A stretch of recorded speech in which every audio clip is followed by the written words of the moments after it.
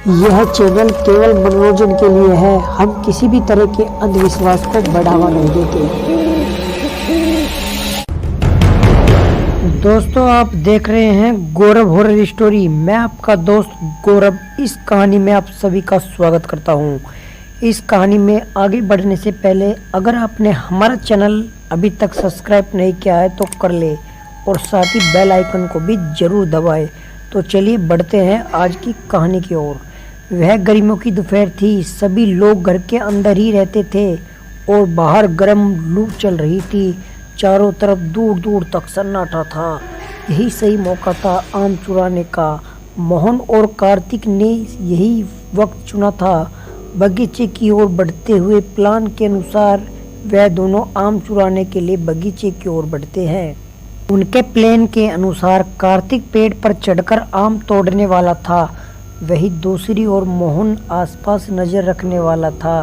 थोड़ी देर में वह दोनों बगीचे में पहुंच जाते हैं जहां कोई नहीं था। जल्दी ही कार्तिक पेड़ पर चढ़ गया और मोहन आसपास नजर रखने लगा। आम तोड़ते तोड़ते मोहन की चीख सुनाई दी। कार्तिक नीचे उतरकर मोहन से पूछता है, अरे क्या हुआ, तुम ठीक हो क्यों? उस पर मोहन जवाब देते हुए बोलता है, कुछ नहीं, तुम चुपचाप आम तोड़ो, इससे पहले कोई आ जाए। कार्तिक दोबारा पेड़ पर आम तोड़ने के लिए चला गया और आम तोड़ने लगा। तभी कार्तिक को ख्याल आता है कि हम जब घर से निकले थे तो मोहन ने नीली टी शर्ट और लाल नेकर पहन रखा था, तो अब उसकी काली कमीज और काले नेकर कब पहन लिए? यह पूछने के लिए नीचे मोहन की ओर देखता है और मोहन को आवाज देते हुए पूछता है, अबे तूने काले कपड़े कब पहने? मोहन कार्तिक की ओर देखने लगा। उसका चेहरा बहुत ही भयानक था, बड़ी बड़ी आंखें, सफेद चेहरा। कार्तिक उसे देखकर कांपने लगा था और तभी वह शैतान हवा में उड़कर कार्तिक की गर्दन पकड़ लेता है कि उसी वक्त बगीचे का रखवाला चिल्लाते हुए बोला, अबे कौन है? कार्तिक पेड़ से नीचे गिर जाता है जिससे वह बेहोश हो गया। जब बगीचे का रखवाला कार्तिक के पास पहुंचा तो वह कार्तिक को देखते ही पहचान गया। उसने कार्तिक को घर पहुंचा दिया। वही दूसरी ओर गांव वाले मोहन को ढूंढने में लगे थे क्योंकि अब तक वह घर नहीं लौटा था। जब कार्तिक को होश आया तो उसने डरते डरते सब कुछ अपने घर वालों को बता दिया। कार्तिक की यह सब बात सुनकर घर वालों को विश्वास नहीं हो रहा था।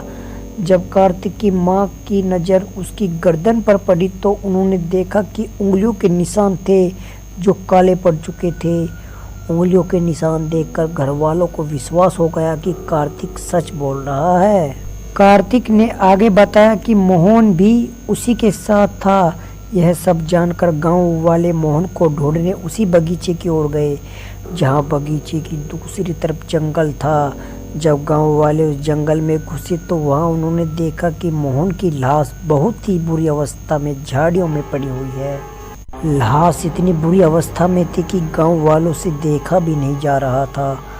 कहते हैं कि भरी दोपहरी भी रात की तरह नकारात्मक शक्ति अपनी चरम सीमा पर होती है। दोस्तों, आप इन छोटी छोटी बातों पर गौर करें और सुरक्षित रहे।